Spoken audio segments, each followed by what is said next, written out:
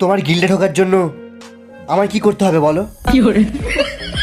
একটা ম্যাচ আমি তোমার সাথে খেলবো, তোমাকে বুইয়া তুলতে হবে। দুটো মেডিকেট আমি তোমাকে দেবো, যতটা কিল আমি করব ততটা কিল তোমাকে করতে হবে। অ্যাডাম নিয়ে খেলতে হবে, অনলি হেডশট মারতে হবে। অসম্ভব, অসম্ভব। এ কি বলছিস তুই? ওকে এসব পারবে? ওকে পারতেই হবে। শুধু দামি দামি বান্ডেল খুললে এটা প্রমাণ হয় না যে প্রো প্লেয়ার। আর জুয়েল গিল্ডে ঢুকতে হলে আমার চ্যালেঞ্জ অ্যাকসেপ্ট করতে হবে। জিজ্ঞেস করো ওকে পারবে কিনা। আমি সবকিছু পারবো। সবকিছু পারবো মানে এটা ফ্যাক্টরির ছাদে বসে ক্যাম্পিং করার মতো নয়, রাশ করতে হবে। আজ্জু ভাই, আমি তোমার সব কথায় রাজি।